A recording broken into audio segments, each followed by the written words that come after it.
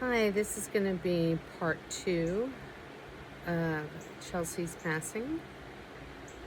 And we left off in part one with me speaking to Chelsea's dad and confirming that she had passed away and not really knowing what to do with that information. When I was sitting there and I confirmed that Chelsea had passed away,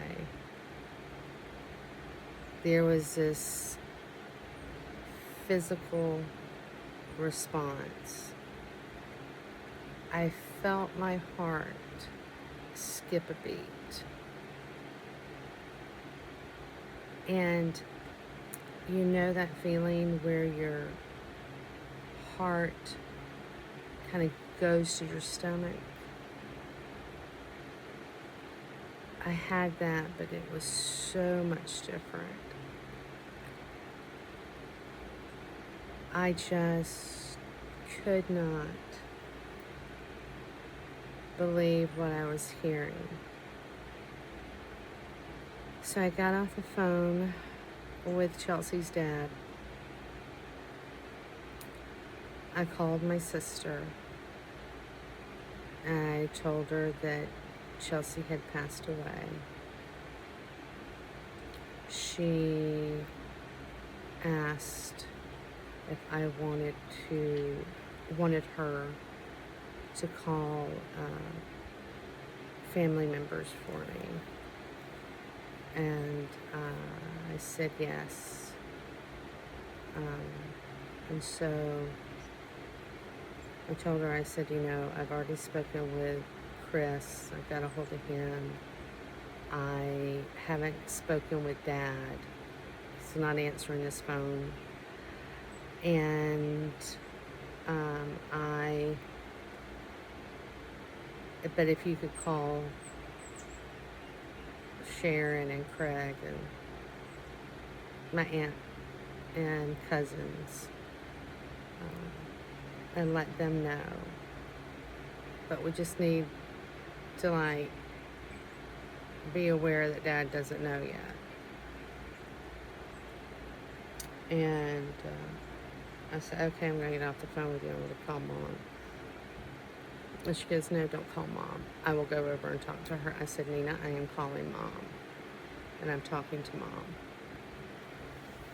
And she said, okay.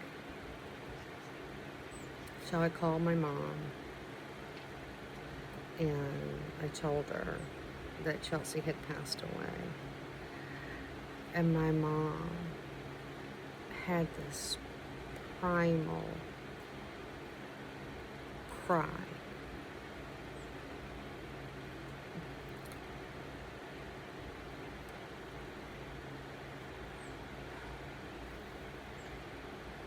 And I was in such a state of shock. I don't even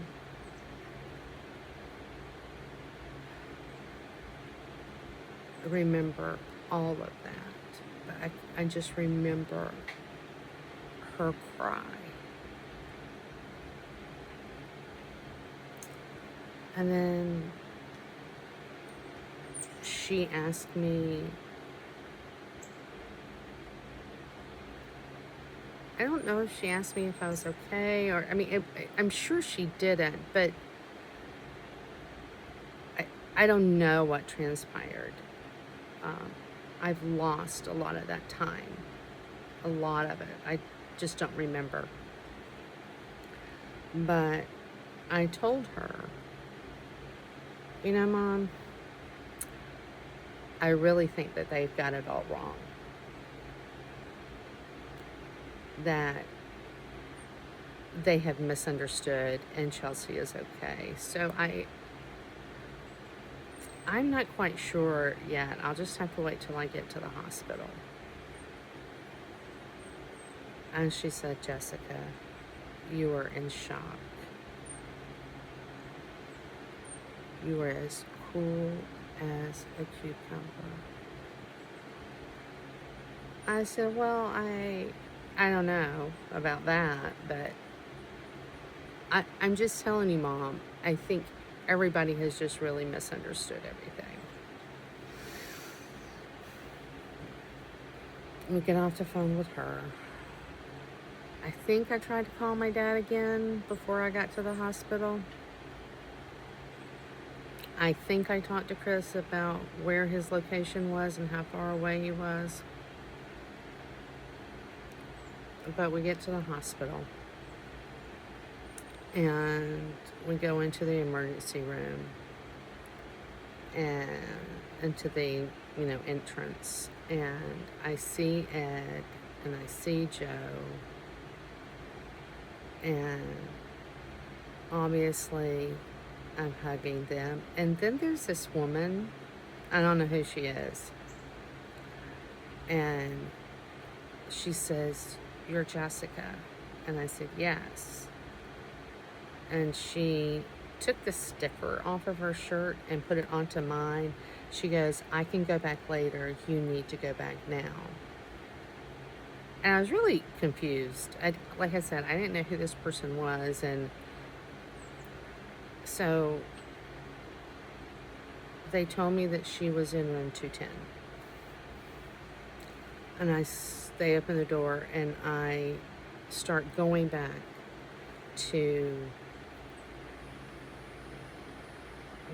into the ER.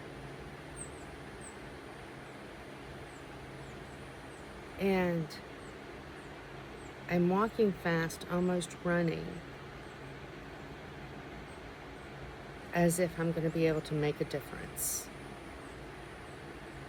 As if my child has not passed away. And I'm looking for signs, directional signs to tell me which way to go. And I couldn't find them. There was a nurse's desk. I said, "I'm looking for room 210. And they kind of just nonchalantly pointed behind them, pointing it behind their shoulder. And so I walked in. Chelsea's dad was there, and he was actually sitting on the other side of her. She was in a hospital bed. They had her propped up, so the head was elevated. She was intubated. And she looked like she was asleep. And when I walked through that door and I saw her, I lost my breath. And there was a counter. And I grabbed hold to the counter to keep myself from going down. And I bent down and just had myself, holding myself. And then I got up and I walked over to her and I kissed her forehead. She was covered with a sheet.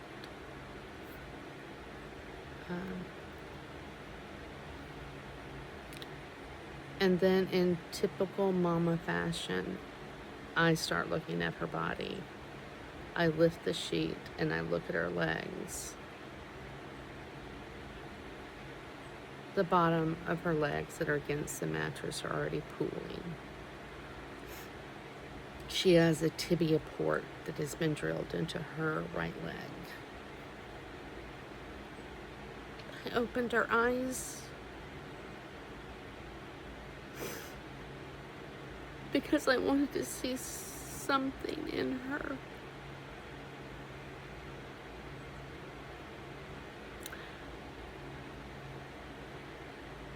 And I just kept on looking at her body, lifting the sheet and looking at her body and just looking for life.